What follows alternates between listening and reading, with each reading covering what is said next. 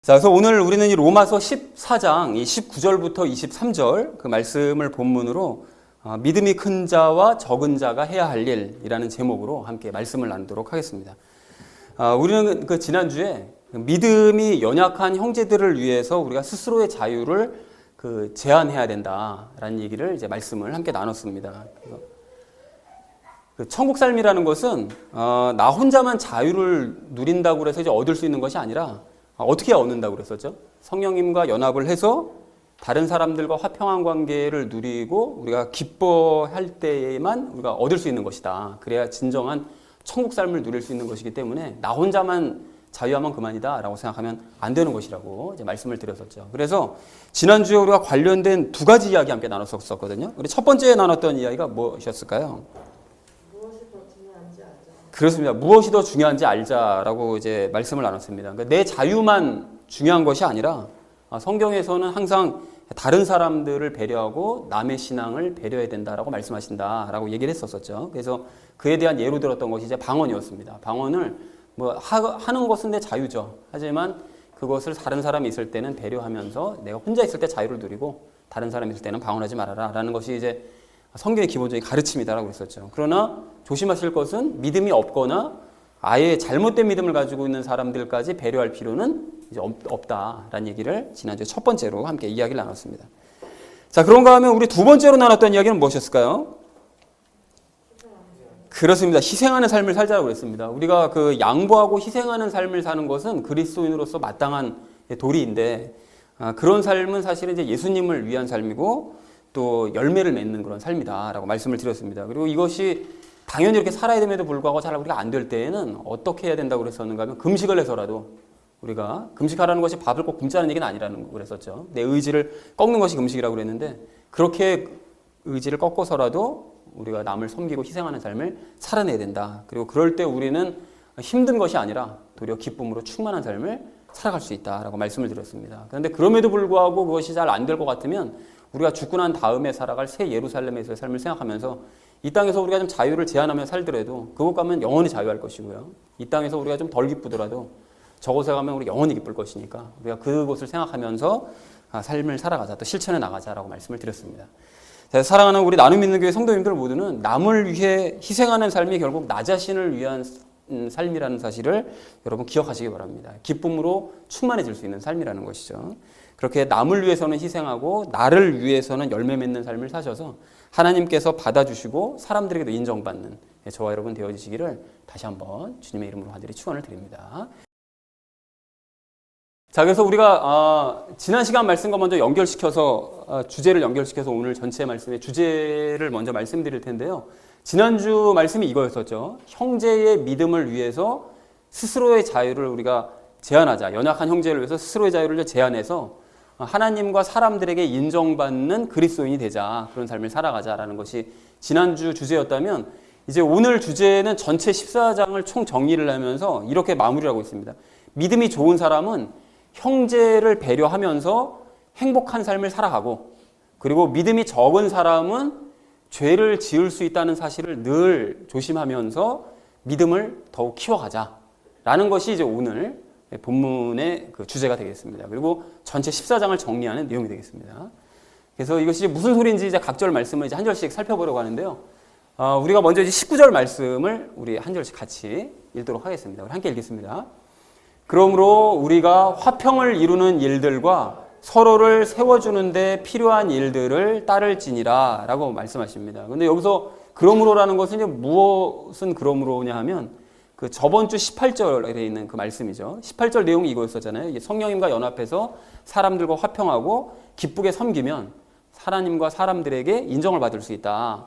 이제 그 내용이었는데 그렇기 때문에 우리가 이렇게 인정을 받을 수 있는 사람이므로 사람들과 화평을 이루어야 되고 서로를 세워주는 일을 해야만 한다는 것이죠. 그런데 조심하실 것은 서로를 세워주는 바로 이 일이 항상 성경에서는 서로를 말씀하십니다. 서로. 그러니까 일방적으로 한 사람이 다른 사람들을 열심히 섬겨야 된다. 목사가 성도들을 일방적으로 섬겨야 된다든지 아니면 성도들이 목사를 일방적으로 섬겨야 되는지 이것이 아니라 서로가 서로를 섬기면서 세워주어야만 이것이 하나님과 사람에게 인정받는 자의 바른 모습이다라고 이제 말씀을 하시더라는 것이죠.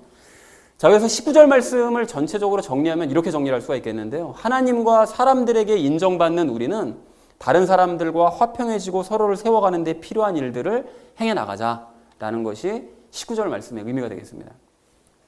자, 그리고 이어진 20절 말씀 우리 함께 읽도록 하겠습니다. 음식물로 인해 하나님의 일을 망하게 하지 말라. 모든 것이 참으로 순수하되 실족하게 하며 먹는 그 사람에게는 그것이 악하니라 라고 말씀하십니다. 여러분, 여기 음식물로 인해라는 것은 이제까지 14장에서 우리가 계속 살펴봤던 것처럼 우상의 제물을 먹는 것을 이야기하죠. 그러니까 우상의 제물을 먹는 것 때문에 하나님의 일을 망하게 하지 말래요. 그럼 하나님의 일이라는 것이 무엇이냐? 하나님의 일이라는 것은 요한복음 6장에서 아주 분명하게 정의를 하고 계시죠. 뭐라고 정의하고 계시죠? 하나님께서 보내신 자를 너희가 믿는 것, 그것이 바로 곧 하나님의 일이다라고 말씀하십니다. 하나님의 일은 열심히 봉사하고 헌신하고 이것이 하나님의 일이 아니라 하나님께서 보내신 예수 그리스도를 바르게 믿는 것, 그것이 하나님의 일이다라고 분명히 말씀하시거든요. 그러니까 너희가 우상의 제물을 먹는 것 때문에 형제가 예수님을 믿는 일을 망하게 해서는 안 된다, 망쳐서는 안 된다라는 그런 의미로 말씀하고 계신다는 것을 우리가 알 수 있죠. 자, 그리고 모든 것이 참으로 순수하다라는 것은 무슨 소린가 하면 우리가 앞에서 나눴던 이야기, 모든 음식물은 다 깨끗하다는 얘기입니다. 뭐 부정한 것이 없고 모든 것이 다 깨끗하다는 거예요. 그러니까 우상 제물을 먹는 것 자체는 악한 일이 아니라는 거예요. 예전에도 말씀드렸었죠. 자, 그런데 이제 문제가 무엇인가 하면 실족하게 하며 먹는 그 사람, 그러니까 이게 무슨 소린가 하면 믿음이 적은 사람들을 전혀 의식하지 않고 배려하지 않고 뭐 아무 음식이나 다 깨끗한 거니까 난 자유롭게 먹을 수 있어 라고 생각하면서 우상 제물을 막 먹어버리는 그런 자유롭게 먹는 그 믿음이 있다고 하는 그 사람, 이제 그 사람의 그런 행동은 악할 수가 있다는 거예요. 그러니까 음식 자체도 선하고 자유롭게 먹는 것도 다 선하고 모든 것은 다 선한 게 맞지만 믿음이 연약한 사람을 배려하지 않고 막 행동하는 것 그 자체는 악일 수 있다는 것이죠. 자, 그래서 전체 의미를 이렇게 정리할 수가 있겠는데요. 우상의 제물을 배려 없이 먹음으로써 예수님을 믿는 일을, 믿음이 연약한 사람들이 예수님 그 믿는 일을 망치지 말아라. 모든 음식은 깨끗하지만 그것 때문에 다른 사람이 실족하게 되면 그런 행위는 악한 일이 될 수도 있다라고 정리를 할 수가 있겠습니다. 여러분, 이 말씀 이해하셨죠? 어렵지 않으시죠? 자, 그리고 21절 말씀 우리 좀 함께 읽도록 하겠습니다. 고기도 먹지 아니하고 포도즙도 마시지 아니하며 내 형제를 걸려 넘어지게 하거나 실족하게 하거나 약하게 하는 그 어떤 것도 하지 아니하는 것이 선하니라 라고 말씀하십니다. 그런데 여기 고기도 먹지 아니하고 포도즙도 마시지 않는다는 것은 먼저 번에 바울이 얘기했었잖아요. 나는 형제들이 혹시 실족할 것 같으면 고린도전서에서 나는 고기를 아예 그냥 먹지 않겠다라고 얘기했던 바로 그 이야기입니다. 그러니까 우상의 제물인지 아닌지조차 만약에 형제가 실족할 것 같다면 우상의 제물이 아닌 것만 그럼 내가 찾아서 먹어야지 이렇게 할 것도 아니고 아예 그냥 우상의 제물이든지 아니든지 따지지 않고 고기 자체를 아예 그냥 먹지 않고, 그 포도즙도 마찬가지인데요. 포도즙 같은 경우도 우상에게 바쳤던 그런 포도즙이 있었거든요. 그러면은 그런 포도즙이 우상에게 바쳤던 포도즙인지 아닌지 그걸 뭐 가려가면서 뭐 이건 아니니까 뭐 내가 마셔도 되고 저거는 뭐 바쳤던 거니까 먹으면 안 되고 이렇게 할 것이 아니라 아예 믿음이 없는 사람들을 위해서 그 자체도 그냥 마시지 말아버리는 것이 차라리 좋을 것 같다라고 지금 바울이 얘기를 하고 있는 것이죠. 자, 그래서 전체 의미를 이렇게 정리할 수가 있겠습니다. 믿음이 적은 형제가 넘어지거나 실족하거나 믿음이 더 약해질 것 같으면 그렇게 되지 않도록 차라리 아예 고기나 포도즙을 먹지 않는 것이 우리 그리스도인으로서 선한 일이 된다라고 얘기하는 것이죠. 그러니까 이렇게 철저할 정도로 좀 심하다 싶을 정도로 그 믿음이 연약한 형제들을 그러니까 배려를 해야 된다라는 것을 얘기를 하고 있는 것이죠. 자, 그리고 이어진 22절 말씀을 우리 좀 함께 읽도록 하겠습니다. 내게 믿음이 있느냐? 그것을 하나님 앞에서 너 자신을 위해 가지고 있으라. 자기가 허용하는 그것으로 인해 자기를 정죄하지 아니하는 자는 행복하도다 라고 말씀하십니다. 여기서 믿음이 있느냐라고 말씀하시는 것은 너가 바른 믿음을 가지고 있느냐, 그러니까 자유한 믿음, 뭐 아무 음식이나 먹어도 상관없는 그런 훌륭한 믿음, 좋은 믿음을 가지고 있느냐. 그럼 믿음 좋은 거 맞다는 거예요. 가지고 있느냐. 그런데 그거를 하나님 앞에서 너 자신을 위해서 가지고 있으라는 거예요. 이게 무슨 소린가 하면 믿음이 적은 형제 앞에서는 굳이 너가 그 자유로운 그 믿음을 자꾸 드러내려고 그러지 말고 하나님 앞에서 너가 그런 믿음을 가지고 있다는 것 하나님도 알고 계시고 너도 잘 알고 있으니까 그 믿음을 하나님 앞에서만 너가 잘 간직하고 죽을 때까지 잘 간직하며 살아라. 자꾸 믿음 없는 형제 앞에서 그냥 잘난 척하면서 뭐 난 자유하니까 아무거나 할 수 있어. 이런 식으로 티내지 말라는 것이죠. 자, 그리고 자기가 허용하는 그것이라고 되어 있는데 허용한다는 것은 우상의 재물을 먹고 마시는 것을 허용하는 것. 그 자유롭게 먹고 마시는 것은 뭐 좋은 일이라는 거예요. 그래서 자기를 정죄하지 아니하는 자라고 얘기하는데 이게 무슨 소린가 하면 우상의 재물을 먹고 마시는 것이 나에게 어떤 영향도 끼치지 않는다는 걸 알고 있는 사람, 그것이 아무것도 아니라는 것을 알고 자유하는 바로 그런 사람은 행복한 사람이라는 거예요. 그러니까 참 진리를 알고 있기 때문에 자유가 무엇인지를 알고 있는 사람이기 때문에 이런 자유한 믿음을 가지고 있는 사람은 행복한 사람이다. 그런데 행복하니까 그 자유를 아무 사람 앞에서나 뭐 믿음이 없는 사람 앞에서 자꾸 드러내려고 그러지 말고 그런 사람들과 배려를 좀 하라는 얘기죠. 그래서 전체 의미를 정리하면 이렇게 정리할 수가 있겠습니다. 내가 바른 믿음을 가지고 있다면 그 믿음을 하나님 앞에서만 너가 잘 유지해라. 자유한 내 믿음이 정죄받지 않는다는 걸 너도 잘 알고 있으니 너는 행복한 사람 아니냐. 그러니까 믿음이 적은 형제들을 배려하는 수고 정도는 너가 감내를 해라. 그러니까 네가 믿음이 아무리 좋은 사람이 그 감내를 해야지 없는 사람이 따라갈 수는 없는 거 아니냐라고 바울이 권면을 하고 있습니다. 그래서 마지막 23절 말씀은 우리 좀 함께 읽을 텐데요. 함께 읽겠습니다. 의심하고 먹는 자는 정죄를 받나니 이는 그가 믿음을 따라 먹지 아니하기 때문이라. 무엇이든지 믿음에서 나지 아니하는 것은 죄니라 라고 말씀하시는데요.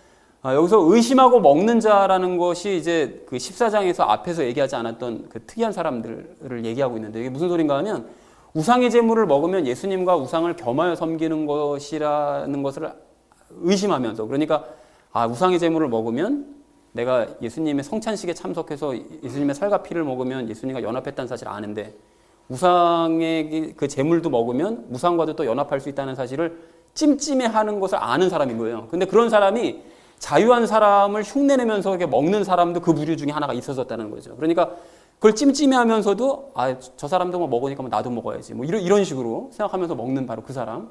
근데 그런 사람은 정죄를 받는다는 거예요. 죄가 있다는 거예요. 그래서 여기서 얘기하는 그 정죄를 받는다는 것은 그 구원과 관련된 정죄는 아닙니다. 과거 우리가 로마서 13장 2절 말씀에서도 왜 선한 권력에게 복종하지 아니하는 사람은 정죄를 받는다고 말씀을 드렸는데 그때도 그 정죄가 구원과 관련된 정죄가 아니라 그거에 해당되는 이제 벌칙을 받는다라고 말씀을 드렸었잖아요. 이제 그것처럼 마찬가지로 이제 죄가 있다라는 그런 의미라는 것이죠. 그러니까 확신 없이 우상의 제물을 먹는 사람은 죄를 짓는다는 바로 그런 의미입니다.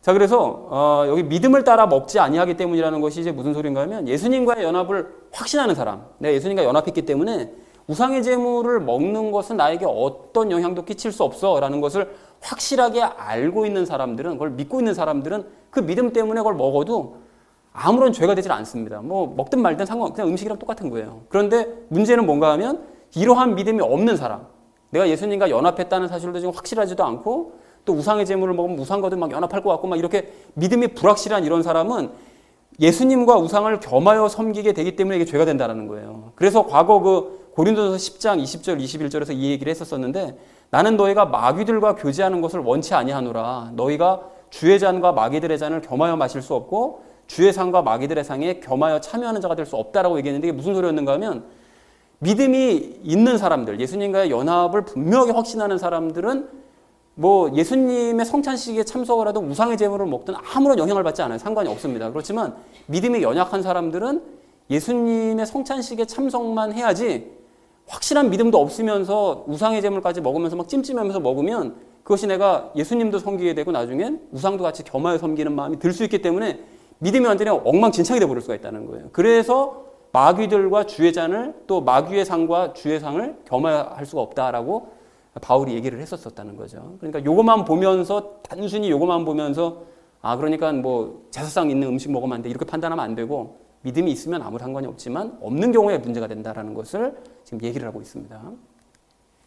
자, 그러니까 예수님과의 연합에 대한 확신이 없다면 그런 사람은 우상의 제물을 먹지 않는 것이 맞는 것이죠. 그러나 반대로 만약에 먹는다면 내가 왜 먹어도 되는 것인지 확실하게 깨닫고 확신을 가진 이후에 그거는 먹어도 상관이 없다라는 것입니다. 그래서 로마서 14장 5절에서 그 얘기 했었잖아요. 각 사람은 자기 마음에서 완전히 확신할지니라. 그러니까 내가 하는 행동이 확신에 근거한 행동이면 해도 되는데 그것이 아니면 확신이 없으면 그런 행동을 하면 안 된다라고 이제 말씀하시더라는 거죠.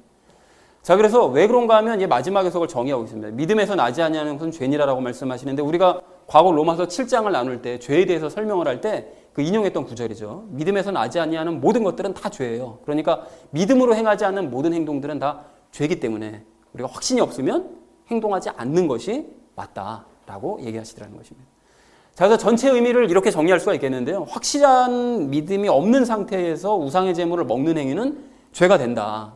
믿음이 있으면 죄가 아니지만 믿음이 없으면 그건 죄가 된다. 믿음으로 행하지 않는 행위는 모두 다 죄이기 때문이다 라고 정리할 수가 있겠습니다. 자, 그래서 확신이 없다면 자유한 자를 흉내내면서 그렇게 우상의 제물을 함부로 먹는 행위는 해서는 안 된다. 너가 뭐 자유한 사람들이 먹는다고 해서 너 막 겉모습만 보고 흉내내면은 너에게 해로운 일이 된다, 죄가 된다라고 정리를 할 수가 있겠습니다. 자, 그래서 오늘 본문 말씀을 이제 이렇게 총정리를 해볼 수가 있겠는데요. 다른 사람들과 화평해지고 서로를 세워가는 데 필요한 일들을 우리가 행해 나가자. 그리스도인으로서 이런 일들을 행해 나가야 되는데, 가령 우상의 제물을 그래서 배려 없이 먹음으로써 약한 자들의 믿음을 망쳐버리는 일을 하지 말자. 그렇게 되는 것은 서로를 세우는 것이 아니라 서로를 무너뜨리게 되는 것이므로 우리가 그렇게 망치지 말고, 그것 때문에 그들이 실족하면 그것은 악이 되니까 서로 화평해지지 않게 되는 일이니까 절대 그런 일은 행해서는 안 된다라고 얘기를 하고요. 그러니까 그들이 실족하지 않도록 그들을 세워주도록 차라리 우리가 어떠한 고기나 포도즙도 마시지를 말자. 아예 그런 사람들이 시험에 들지 않도록 그런 사람들을 배려하자라고 얘기하시고요. 그리고 네가 자유한 믿음을 가진 행복한 사람이 맞다면 그러면 하나님 앞에서만 그 믿음을 잘 간직하고 자꾸 믿음 없는 사람 앞에서 티내려고 하지 말아라 라고 얘기를 하시고요. 한편 믿음이 적은 사람들은 적은 사람들대로 그렇게 믿음 없는 상태로 너가 자유한 자들을 함부로 흉내내려고만 하지 말고 진짜 믿음을 키워야 된다는 거죠. 그러니까 그렇게 겉모습만 따라하면 뭐 믿음이 좋아진다고 생각하면서 믿음 좋은 사람 흉내내려고 그러는 것이 아니라 그것은 죄가 되기 때문에 너가 주의해야 되고 너 믿음을 실제로 키워나가는 것이 이제 중요하다라는 것을 마지막으로 얘기를 하시더라는 것입니다. 자, 그래서 여기까지 정리했다면 이제 오늘 본문 말씀을 총 이렇게 결론을 맺어볼 수 있겠는데요. 믿음이 좋은 사람은 형제를 배려하면서 행복하게 살아라. 너 행복한 그런 믿음을 지금 굳건한 확실한 믿음을 가지고 있으니까 형제를 배려하면서 살고, 믿음이 적은 사람은 너가 하는 행동이 혹시 믿음 좋은 사람을 흉내냄으로 말미암아 죄가 될 수가 있으니까 그런 건 죄를 조심하면서 실제로 네 믿음을 키워가야 된다라는 것이 오늘 본문 말씀의 결론이 되겠습니다. 오늘 이제 본문 말씀을 여러분 보시면 이제까지 그래왔던 것처럼 두 부류의 사람들에 대해서 말씀하고 있습니다. 누구죠? 믿음이 좋은 사람과 믿음이 적은 사람, 그 두 부류에 대해서 말씀하고 있습니다. 그래서 그 두 부류의 사람들 중에서 오늘 첫 번째로 우리가 좀 나눌 이야기는 그 믿음이 나은 사람들, 좋은 사람들에 대해서 좀 간단하게 말씀을 나누려고 하는데요. 그 믿음이 나은 사람들이 해야 될 그 첫 번째 일, 그들이 해야 될 일이 있는데 그 첫 번째 일이 무엇인가 하면 사람들과 화평하고 상대를 세워주는 일을 고민해야 된다는 것입니다. 그러니까 믿음이 좋은 사람이 그 일을 먼저 시도를 해야 된다는 거예요. 여러분 오늘 19절 말씀을 좀 다시 한번 보십시오. 19절 말씀 보시면 바울은 하나님과 사람들에게 인정받는 사람들이 사람들과 화평을 이루고 서로를 세워주는 데 필요한 일을 행해야 된다라고 말씀을 합니다. 그러니까 당연히 우리도 어떻게 해야 됩니까? 어떻게 하면 다른 사람들과 화평하게 지낼 수 있을까? 어떻게 하면 다른 사람들을 세워줄 수 있을까를 평소에 고민하면서 살아야 된다는 것이죠. 지난 수요 성경 공부 시간에 그 다윗의 그 첫째 아들인 그 암논이라는 그 첫째 아들이 자기 이복 누이였던 그 다말이라는 그 여동생을 그 사랑해서 강제로 그 다말을 욕보인 후에 또 곧바로 버린 아주 끔찍한 그런 너무 슬픈 그런 이야기를, 가슴 아픈 이야기를 우리가 나눴는데요. 이제 그 일을 당한 그 여자 그 다말, 그 여동생 그 다말의 오빠였던 그 살부치였던 그 오빠 그 압살롬이 이제 그런 일을 당하고 난 다음에 동생이 너무 억울한 일을 당했으니까요. 그래서 2년 동안 이제 준비하고 기다렸다가 모든 왕자들, 그러니까 자기 형제들이죠. 이복 형제들이지만 그 형제들을 다 초대해서 그 초청한 자리에서 형 암논을, 그 못된 짓을 한 암논을 죽여버리고 자기는 외할아버지 집으로 이제 도망을 가게 됩니다. 자, 그런데 그때 그 자리에 있었던 이제 하인 중에 하나가 그 다윗에게 달려와서 압살롬이 모든 왕자들을 다 죽여버렸다고 이제 잘못된 보고를 해요. 그런데 이때 그 요나답이라고 하는 그 신하 하나가 아주 굉장히 간교한 사람이었는데 다윗 앞에 나와서 이제 조언을 합니다. 그런데 요나답이라는 사람이 누구였는가 하면 원래는 다윗의 조카예요. 그 다윗의 그 셋째 형의 아들이었습니다. 그러니까 자기 조카인데 그 조카가 그 암논이라는 사람이 첫째 아들이, 다윗의 첫째 아들이 그 동생 다말을, 여동생 다말을 사랑한다고 얘기했었을 때 어떻게 하면 구체적으로 그 여자애를 겁탈할 수 있을까를 계획을 세워줍니다. 아주 굉장히 사악한 인간이었어요. 그래서 이런 사단이 났던 것이었는데요. 이제 그런 인간이 이 다윗 앞에 나와서 이제 조언을 하는데 뭐라고 조언하는가 봤더니만 모든 왕자들이 다 죽은 게 아니라 암논만 죽었다라고 이제 얘기를 하더라는 것입니다. 그런데 잠시 후에 정말로 이제 왕자들이 돌아와서 이제 왕궁으로 들어와가지고 하는 얘기를 들어보니까 요나답이 말한 대로 정말 암논만 죽고 나머지 왕자들은 다 살아서 돌아온 거예요. 이제 그러니까 요나답이 막 다윗 앞에서 이거 뭐라고 내 말이 맞지 않냐고, 그러니까 내가 뭐라고 그랬느냐고 막 그러면서 우쭐대면서 그 다윗 앞에서 자랑을 합니다. 다윗 입장에서는 사실은 이게 첫째 아들을 지금 잃었잖아요. 그 셋째 아들은 지금 살인자가 된 거잖아요. 그러니까 지금 끔찍한 상황에서 정신도 하나도 없고 혼란한 상황인데 그 앞에서 막 그냥 내 말이 어떠냐고 막 이러면서 자랑질이나 하고는 이런 일을 하고 있더라는 거예요. 그러니까 사실은 자기 자신이 그 암논에게, 그 죽은 암논에게 그 여동생을 어떻게 하면 그 겁탈할 수 있을까를 그 계획만 세워주지 않았더라도 이런 끔찍한 사건 자체가 벌어지지 않았을 텐데 그 강교한 그 인간이 그 일에 대한 죄책감은 전혀 가지지 않고 다윗 뒤에서는 끔찍한 일을 그렇게 행해놓고 다윗 앞에서는 또 자기 공로를 막 인정받아 보려고 애쓰는 이런 끔찍한 일을 저지르더라는 것입니다. 그래서 이후로는 이 요나답이라는 인간이 다시는 성경에 등장하지 않아요. 이때만 잠깐 등장했다가 그냥 사라져 버립니다. 그런 인간은 사람 취급을 하지 않으시는 거죠. 자, 그런데 바로 이런 모습이요. 즉 내가 억울한 일을 당하면 몇 년이 지났더라도 반드시 복수를 하고야 말겠다라고 마음에 앙심을 품었던 그 압살롬의 모습이 바로 우리의 모습이었고요. 사실은. 그리고 내 책임이 있든지 말든지 내가 어떻게 해서든지 나의 존재감을 사람들 앞에 드러내고 나 스스로를 높이고 공로를 인정받아 보려고 노력했던 요나답의 모습이 바로 과거의 우리 모습이었다라는 것입니다. 여러분, 그래서 이제 우리는 그런 삶과는 반대의 삶을 살아가야 됩니다. 우리가 이제 예수님과 연합했고 진정한 복음을 알게 되었고 바른 신앙생활을 시작하게 되었다면 이제 그런 삶과는 반대로 살아야 된다는 거죠. 그래서 19절 말씀처럼 원수를 갚는 것이 아니라 다른 사람들과 내가 어떻게 하면 화평해질 수 있을까를 늘 고민을 하고, 어떻게 하면 저 원수 갚지? 이게 아니라 어떻게 하면 더 화평해지지? 이걸 고민해야 되고, 또 내가 세워질 수 있을까? 어떻게 하면 내가 세워지고 내가 어떻게 하면 높여질 수 있을까? 이걸 고민할 것이 아니라 어떻게 하면 다른 사람을 세워줄 수 있을까? 이거를 고민하는 사람이 되어야 된다는 것입니다. 자, 그리고 그 일을 행하기 위해서 우리가 먼저 가족에게 그 일을 한번 실천해 봤으면 좋겠는데요. 여러분, 혹시 내가 가정의 화평을 이제까지 막고 있었던 것은 아니었는지, 아니면 혹시 내가 가족을 높여주거나 세워주려고 그러는 것이 아니라 늘 가족을 어떻게 하면 깎아내리려고 하려고 그랬던 것은 아니었는지를 예수님께 여쭤보면서 먼저 말씀을 좀 드려야 됩니다. 그래서 나 자신의 실체를 좀 볼 수 있어야 된다는 거예요. 그리고 그걸 봤다면 예수님을 의지함으로 말미암아 가족 간에 먼저 화평을 이루고 또 서로가 서로를 세워주는 가정을 만들어 가자는 것입니다. 그리고 좀 더 구체적으로 그 일을 이루기 위해서 우리가 꼭 알아야 될 것이 과거 그 이웃사랑을 기억을 해야 됩니다. 우리가 어떤 얘기 했었죠? 적어도 상대가 하지 말라는 일은 하지 말아야 돼요. 가족끼리도. 그러니까 해를 끼치지 않는 것이 사랑이라고 그랬잖아요. 상대방이 이걸 하지 말아라 라고 얘기하면 하지 말아야 돼요. 하지 말라고 그러는데 계속 하는 건 해를 끼치는 거니까 그건 사랑이 아니죠.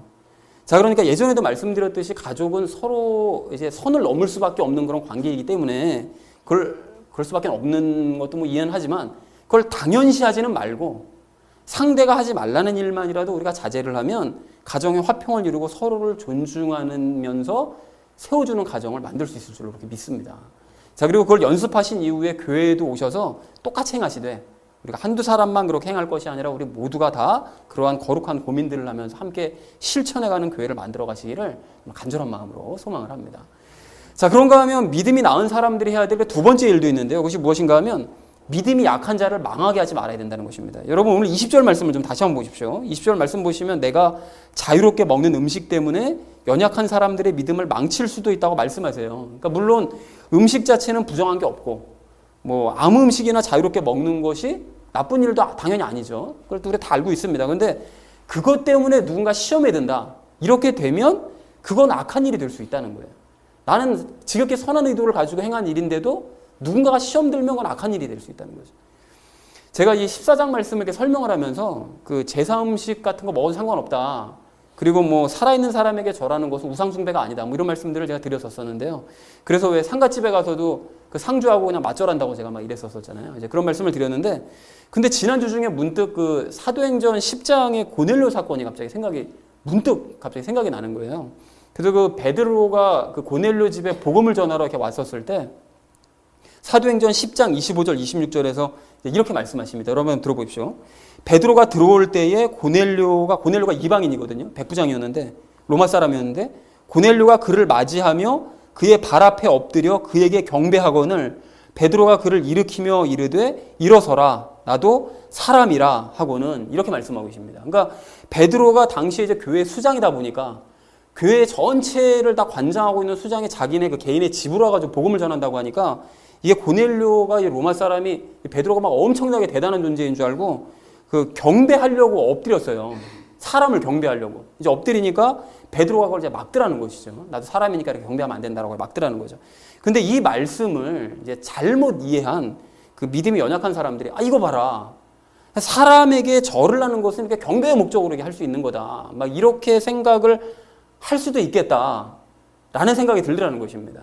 그러니까 물론 우리가 뭐 상갓집에서 상주하고 뭐 맞절을 하거나 뭐 명절 때 이렇게 절을 하거나 이렇게 하는 것은 뭐 경배의 목적으로 하는 게 아니라 당연히 인사의 목적으로 하는 게 이제 맞는 건데 그럼에도 불구하고 믿음이 연약한 이런 사람들은 종종 말씀을 이제 피상적으로만 읽고 엉뚱하게 해석하는 사람 경우가 많잖아요. 이제 그런 사람들 엉뚱하게 해석하다 보니까 그러니까 이 말씀 보라고 그러니까 사람에게 절하면 안 돼. 뭐 이런 식으로 단순하게 생각할 수 있을 텐데 그렇게 생각하는 사람들이 보는 앞에서 상주와 만약에 맞절을 한다. 만약 이런 모습을 그런 사람들이 보면 이게 시험에 들을 수도 있겠다. 라는 생각이 이제 들더라는 것입니다. 그래서 오늘 바울이 21절에서 내가 아예 사람의 믿음을, 연약한 사람의 믿음을 망치게 만들기 쉽지 않아서 나는 아예 고기와 포도즙 자체를 아예 먹지 않겠다라고 선언을 했던 것처럼 그러니까 앞으로 상갓집에 가면 그냥 상주들과도 그냥 가볍게 그냥 먹내만 하는 것이 좋겠다라는 생각이 들더라는 것입니다. 자, 그러니까 우리 성도님들도 이렇게 살아가시면서 믿음이 연약한 자들에 대해서 미처 생각하지 못했었던 이런 부분들에 대해서 말씀을 통해서 발견을 하시면 또는 발견을 하게 만드시면 그러면 그때마다 자신의 행동을 다시 한번 생각해 보시면서 말씀을 기준으로 그 믿음이 연약한 사람들에게 맞춰서 행동을 하나씩 바꿔가시기를 소망을 합니다. 그러니까 아무래도 믿음이 좀 낮다고 하는 사람이 맞춰줘야지 믿음이 적은 사람들 믿음 망하게 할 수는 없는 노릇 아니겠어요? 자, 그래서 사랑하는 우리 나눔 믿는 교회 성도님들 모두는 오늘 12절 말씀, 지난 12절 말씀 여러분 기억하시기 바랍니다. 뭐라고 말씀하시죠? 우리는 나중에 하나님 앞에 회개보고를 한대요. 그리고 누가복음 12장 48절 말씀을 보니까 많이 받은 사람에게는 많이 요구할 것이라고 말씀하시더라는 것입니다. 그러니까 믿음이 더 나은 사람들에게 더 많은 것을 요구를 하신다라는 거예요. 자, 그래서 우리가 마지막 날 하나님 앞에서 회개보고를 할 것을 늘 기억을 하면서 내가 남들보다 믿음이 좀 더 좋다고 생각한다면 그리고 앞으로도 더 좋아질 것이라고 생각한다면 오늘 나눴던 이 두 가지 일을 더 열심히 행하기 원합니다. 즉 믿음이 연약한 사람들이 시험에 들고 있지는 않은지 늘 살피고 그들을 배려를 하되 그들과 어떻게 하면 화평을 이루고 그들을 어떻게 하면 세워줄까를 늘 고민하는 우리 모두가 되기를 소망을 합니다. 그런데 여러분 이것에 대해서 너무 큰 부담을 가지시면서 막 걱정하거나 두려워하지는 마시고 예수님과 함께 그 일을 하나씩 하나씩 실천해 나가시는 저와 여러분 되어주시기를 주님의 이름으로 간절히 축원을 드립니다. 자, 그런가 하면 오늘 두 번째로요. 이제 믿음이 적은 그런 사람들이 행해야 될 일은 무엇이냐 이거에 대해서 얘기를 나누려고 하는데요. 우선 믿음이 적은 사람들이 기억해야 될 것이 있는데 언제나 그런 사람들이 믿음이 적은 상태로 머무르려고 해서는 안 된다라는 것입니다. 그래서 가령 이제 믿음이 적으면 사람들을 막 오해하기도 하고요. 또 말씀을 막 잘못 이해하기도 하고요. 그리고 또 자유로운 믿음을 가진 사람들을 막 비판하기도 하거든요. 그래서 저것들은 무슨 새벽 기도도 안 하냐? 저것들은 무슨 금요 기도도 안 하냐? 막 이런 것들을 가지고 이제 비판하는 사람들을 보면 그 믿음이 좋은 게 아니라 사실은 믿음이 적어서 그래요. 자유한 믿음을 이해하지 못해서. 그런데 언제까지나 그런 사람들이 그렇게 살아서는 안 된다라는 것이죠. 그러니까 바른 믿음을 가지려고 해야 되고 또 믿음을 점차 키워가서 자신도 자유로운 상태에 다다를 수 있도록 해야 된다는 것입니다. 방종이 아닌 자유로운 믿음에 다다를 수 있어야 된다는 거죠. 자, 그래서 그런 의미에서 그 믿음이 적은 사람들이 해야 될 첫 번째 일이 무엇인가 하면 의미를 모르고 흉내만 내서는 안 된다는 것입니다. 여러분 오늘 23절 말씀을 한번 보십시오. 23절 말씀 보시면 믿음 없이 우상의 제물을 먹으면 안 된다고 말씀하시는데 이게 바울이 이런 말을 기록한 것을 보면 아까도 잠깐 말씀드렸던 것처럼 로마 교회 내에는 그 믿음이 적은 사람들 중에 그 믿음이 좋은 사람들이 그 우상의 제물을 이렇게 먹는 것을 이렇게 보면서 시험에 드는 것을 저렇게 먹으면 예수님과 우상을 겸하여 섬기는 거 아닌가? 시험에 드는 것을 넘어서 아예 그들을 흉내를 내면서 우상의 제물을 먹는 사람들이 있었던 것 같아요. 그렇다면 이 사람들이 왜 이런 일을 행했느냐? 왜 이런 일을 행했는가 하면 추측컨대 그렇게 사람들 앞에서 우상의 제물을 자기도 먹음으로써 나도 자유한 사람이야, 나도 믿음 좋은 사람이야, 이런 척을 하고 싶었던 것 같아요. 그러니까 저 사람도 저렇게 먹으니까 나도 이렇게 할 수 있지 뭐, 이렇게 했던 것 같습니다. 근데 사실 속으로는 그런 사람들이 이거 우상의 제물 이렇게 먹으면 큰일 날 텐데, 이제 이렇게 찜찜해하면서 예수님과 우상을 겸하여 섬기는 마음을 가지면서도 그걸 먹었다라는 것이죠. 이게 문제라는 것입니다. 그런데 그렇게 왜 먹어도 되는지도 모르는 상태로 겉모양만 흉내낸다고 그래서 믿음이 좋아지는 것은 결코 아니라는 것입니다. 믿음이 좋아지기는커녕 그것은 죄라는 거예요. 믿음 없이 행동하는 그런 행동 자체가 흉내만 내는 행동이 죄라는 것이죠. 지난주에 그 어떤 교회의 그 엽기적인 그 훈련의 그런 모습 때문에 그 언론 매체가 잠깐 좀 시끄러웠었는데요. 그 교회에서 여러분 다 소식 아시죠? 그 고난을 극복하는 훈련을 한다고 사람 그 막 인분을 막 이렇게 먹기도 하고요. 그리고 뭐 남자 성도들은 공동묘지로 끌려가서 나무에 매달려가지고 막 허리띠를 막 맞았대요. 39대씩을. 그리고 그런 훈련을 했답니다. 그리고 트렁크에 막 갇히는 훈련도 하고요. 그리고 늦은 시간까지 막 잠자지 않는 그런 훈련을 막 해서 그 뇌에 이상이 있는 어느 한 자매는 막 급하게 구급차로 막 실려가기도 하는 이런 일이 이제 있었다고 합니다. 그런데 그런 교회의 잘못을 고발하러 나온 그 사람들의 얘기 중에 황당한 것이 있었는데요.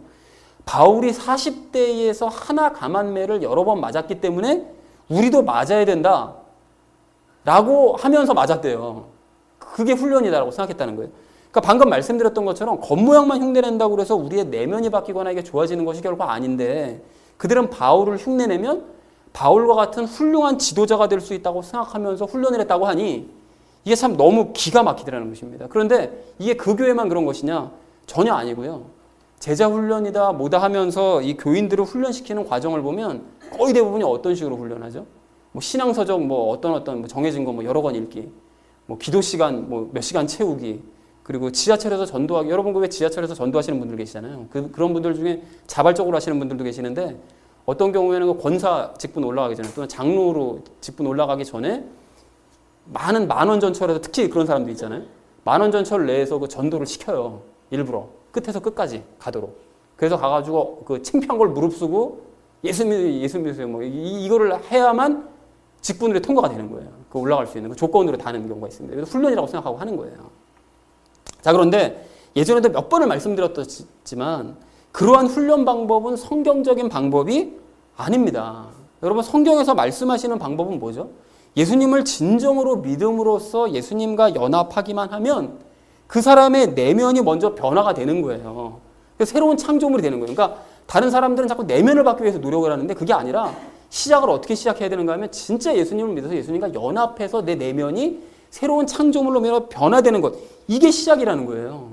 그리고 그 이후로 이 내면의 모습이 변화되는 것으로 말미암아 그 변화된 모습이 외면으로도 드러나고, 그리고 내면의 그 믿음으로 말미암아 외적인 열매들이 완성되어져 가는 것, 이것이 성경에서 말씀하시는 방법이라는 것입니다. 그러니까 기존의 교회들 지금 하고 있는 방법들은 완전히 거꾸로 훈련하고 있는 거예요. 내면이 먼저 변화돼서 외면이 바뀌어야 되는데 외면을 바꿔가지고 내면을 변화시키려고 하니 이게 되겠느냐고요. 이게 말도 안 되는 얘기라는 거죠. 그러니까 바울을 흉내내면서 매를 맞는다고 해서 바울이 되는 게 아니고요. 매 맞는다고 바울 되겠습니까?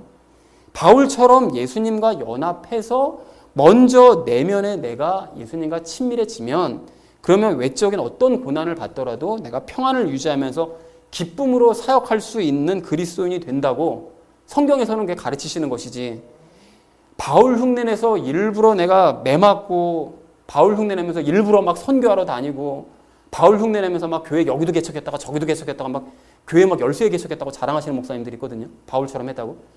이런 거 한다고 해서 이게 바울이 되는 것이 아니라는 것입니다. 이 겉모양 흉내내는 것은 완전히 잘못된 모습이라는 거예요. 그리고 그렇게 믿음 없이 흉내만 내는 것의 더 큰 문제는 오늘 23절에서 말씀하시는 바와 같이 뭡니까? 그게 죄기 때문에 더 큰 문제라는 거예요. 그러니까 위에서 말씀드린 그 교회의 지도자 훈련 과정은 모두가 다 죄라는 거예요. 여러분, 왜 그렇습니까? 그런 훈련은 성경에서 말씀하시는 그 연합의 믿음에 따라 행한 일이 아니라 그냥 자기 소견에 옳은 대로 믿는 그 가짜 믿음을 가지고서 맹목적으로 성경의 겉모양만을 흉내내는 행위였었기 때문에, 즉 믿음에서 나지 않은 행위였었기 때문에 그것이 죄라는 거예요. 그래서 14장을 시작할 때 5절에서 아까 전에 뭐라고 말씀하셨죠? 각 사람은 자기 마음에서 완전히 확신하라고 말씀하시잖아요. 그러니까 먹는 것을 구분해서 먹는 사람이나 구분하지 않는 사람이나 절기를 중요하게 생각하는 사람이나 중요하게 생각하지 않는 사람이나 각자가 다 모두가 자기가 이렇게 행동하는 것에 대한 확신한 믿음이 있을 때 그렇게 행해야 된다라고 말씀을 하시더라는 것입니다. 왜 그렇습니까? 믿음에서 나지 않는 행위들은 다 죄이기 때문에 그렇다는 것이죠. 그러니까 그리스도인은 아무 생각 없이 확신도 없이 무작정 흉내만 내서는 절대로 안 됩니다. 여러분 이거는 믿음이 적은 그리스도인들은 말할 것도 없고 우리 모두가 다 마찬가지인데요. 무작정 흉내만 내는 신앙생활은 우리 모두가 단호하게 거부를 해야 되고 우리 내면에 계신 예수님께 늘 믿음으로 말씀드리심으로써 외면의 모습이 변화되어져 가는 저와 여러분 되어지시기를 간절한 마음으로 소망을 합니다. 자, 그런가 하면 믿음이 적은 사람이 해야 될 두 번째 일도 있는데요. 적극적으로 바르게 알려고 해야 된다는 것입니다. 여러분 앞에서 말씀드린 그 교회가 그런 훈련을 했던 것은 이제 어쩌면 누군가에게 그런 비슷한 훈련의 방법을 배워서 했을 수 있겠죠. 아니면 목사와 몇몇 그 지도자들이 같이 이제 만들어낸 방법일지도 모르겠습니다. 그래서 그 훈련에 참석했던 그 성도들이 불만이 많아요. 이런 훈련을 우리가 해가지고서는 힘들게 해가지고 결국 목사를 그냥 우상처럼 떠받드는 이런 일에 우리가 동원이 됐다고 이제 불평을 가지고 이제 불만하고 그러면서 이제 우리가 피해자다라고 해서 막 기자회견도 하고 했던 것이었는데요. 그런데 그렇다 할지라도 그 누굴 원망하겠습니까? 여러분 궁극적으로 결국 따지고 보면 성경 말씀이 아닌 사람 말을 듣고 따른 본인들 잘못인 거예요. 결국 궁극적으로 따져보면 목사도 물론 잘못이지만 그거를 왜 누가 목사 말 들으래요? 성경 말씀 안 따르고 목사 말 들은 자기들 잘못인 거죠. 궁극적으로는. 그래서 조금 전에 잠깐 말씀드렸던 것처럼 이제 그런 사람들은 성경을 통해서 적극적으로 배우려고 해야 됩니다. 성경을 배우려고 해야 되는 거예요. 성경을 통해서 자기 자신의 믿음이 연약한 나는 초보 신앙이다라는 것부터 먼저 인정을 하고 자신의 잘못된 믿음을 깨달아야 된다는 것입니다. 그리고 성경에서 말씀하시는 바른 믿음은 도대체 어떤 것이냐? 그거를 알려고 해야 되고 그 믿음을 구해서 얻어야 된다는 것이죠. 여러분 사도행전 8장 말씀을 보면 그 예루살렘에서 시작된 그 복음이 사마리아 지역으로 들어가서 이제 활발히 전파되는 그 이야기가 기록이 되어져 있는데요. 근데 그 지역에는 그 마법사 시몬이라는 사람이 살고 있었습니다. 사기꾼이었거든요. 근데 그 사람이 이제 복음이 전파되기 전에 그 지역에서 마법사니까 이제 사람들에게 거짓으로 이제 마술을 이제 보여줘가지고 사람들이 그 시몬을 보면서 하나님의 권능을 행하는 자라고 그 시몬을 높이고 있었던 사람이었습니다. 근데 빌립 집사가 들어와가지고 진짜 복음을 전하고 막 진짜 표적과 기적을 막 행하니까 사람들이 이제 마법사 시몬을 더 이상 거들떠보질 않는 거예요. 그러니까 마법사 시몬도 자기 자신의 이제 신세가 처량을 했는지 사람들을 따라서 세례받고 자기도 세례받고 빌립 집사가 행하는 그런 기적과 표적들을 이제 보면서 막 놀라기도 하고 막 이렇게 하는데요. 그러던 어느 날 이 사마리아 지역에 이제 복음이 전파됐다는 얘기를 들은 이 베드로와 요한이 사마리아 지역으로 이제 들어옵니다. 그래서 베드로가 사람들 앞에서 이제 안수하면서 기도하니까 전부 성령님 세례를 받고 막 방언하고 막 방언 터지고 막 난리가 났던 것 같아요. 이제 그런 역사가 이제 일어나게 되니까 그 모습을 지켜보니 마법사 시몬이 베드로에게 막 돈을 주면서 나도 사람들에게 안수하면 이런 일이 일어나게 해달라고 막 간청을 합니다. 그랬더니 베드로가 그 얘기를 듣고 너무 어처구니가 없으니까 이제 시몬을 이제 저주를 했죠. 너 돈과 함께 넌 망해야 되겠다라고 이제 저주를 합니다. 그러면서 사악함을 회개하고 하나님 앞에 너가 기도해라 라고 명령했던 이야기가 이제 사도행전 8장에 기록이 되어져 있습니다. 그런데 이 사건에서 이 마법사 시몬을 가만히 생각해 보면 이 사람이 세례는 받았는데 그건 진정으로 자기가 회개하고 세례를 받은 것이 아니라 그냥 다른 사람들을 흉내냈던 것이었어요. 그리고 베드로가 행한 놀라운 일을 보면서도 마법사 시몬은 참 믿음을 가지려고 하기보다는 정말 놀랍다. 하나님 역사가 정말 놀랍다. 나도 하나님의 저런 역사를 체험하겠다고 생각한 것이 아니라 그냥 베드로가 행한 일을 흉내만 내고 싶은 거예요. 그렇게 해서 베드로와 요한을 사람들이 열광적으로 따르는 것처럼 사람들이 자기를 열광적으로 따르기만을 바라고 있었던 것이었죠. 그러니까 시몬은 왜 사람들이 저렇게 복음에 열광하는지, 왜 성령님 세례받은 사람들이 저렇게 행복해하고 자유로운지 그 이유는 전혀 알고 싶지 않은 거예요. 그냥. 그리고는 복음을 적극적으로 배우려고 하지도 않고 오직 겉모양을 흉내내는 것에만 관심을 갖더라는 것입니다. 그러니까 이게 얼마나 한심한 얘기예요. 그러니까 우리가 교회 다닐 때도 우리가 막 다른 사람들, 주변 사람들 보면 믿음이 아예 없는 사람들 보면 그렇잖아요. 겉모양만 자꾸 흉내내려고 하는 게 눈에 막 보이잖아요. 그러니까 이런 안타까운 모습이 보이더라는 것입니다. 그래서 물론 마법사 시몬은 믿음 자체가 아예 없던 사람이었기 때문에 오늘 본문의 경우와는 약간 다를 수 있겠지만 어쨌든 믿음이 적은 사람들은 스스로의 믿음이 적은 것을 당연하다고 생각할 것이 아니라 다른 사람들과 흉내만 낼 것이 아니라 어떻게 해야 됩니까? 성경 말씀을 적극적으로 배우려고 해야 되고 그래서 하나님을 바르게 알려고 해야 되고 바른 믿음을 가지려고 해야 된다는 것입니다. 그래서 사랑하는 우리 나눔 믿는 교회 성도님들 모두는 믿음 없이 겉모양만 흉내내는 것은 죄라는 사실을 여러분 아셔서 말씀을 적극적으로 배우시고 참된 믿음을 가지시기 바랍니다. 무엇보다 배운 말씀대로 실천하시기 바랍니다. 실천해야 그 말씀이 내 것이 될 수 있습니다. 그렇게 하셔서 믿음을 더욱 성장시키시고 믿음이 연약한 사람들을 바르게 가르치고 성장하게끔 만들어주는 데까지 자라가시는 저와 여러분 되어지시기를 주님의 이름으로 간절히 축원을 드립니다. 자, 이제 말씀을 정리합니다. 14장 전체에서 이제 말씀하고자 하시는 바가 바로 이것이었습니다. 예수님 때문에 우리는 자유할 수 있다. 그것은 지극히 선한 일이다. 그러나 내가 누리는 그 자유 때문에 누군가가 시험에 들고 고통을 겪는다면 그것은 도리어 거꾸로 악한 일이 될 수도 있다. 그러니까 자유한 믿음을 가진 사람들, 믿음이 앞서 나간 사람들은 늘 믿음이 연약한 사람들을 배려하면서 신앙생활을 해야 되고 그리고 믿음이 연약한 사람들 역시 그런 상태를 빨리 벗어나되 흉내만 내면서 죄를 지려고 하지 말고 말씀을 통해서 적극적으로 믿음을 키워가야만 한다. 라는 것이 14장 말씀 전체의 내용이었습니다. 그래서 오늘 우리는 그 믿음이 앞선 자와 믿음이 적은 자 각각이 해야 될 일에 대해서 마지막으로 알아보는 시간을 정리하는 시간을 가졌습니다. 그래서 사랑하는 우리 나눔 있는 교회 성도님들 모두는 오늘 말씀을 여러분 기억하시고 또 실천하셔서 가정과 교회를 화평하게 만들어 가시고 서로를 세워주는 아름다운 그리스도인으로 자라가시기를 주님의 이름으로 간절히 축원을 드립니다. 우리 함께 기도하겠습니다.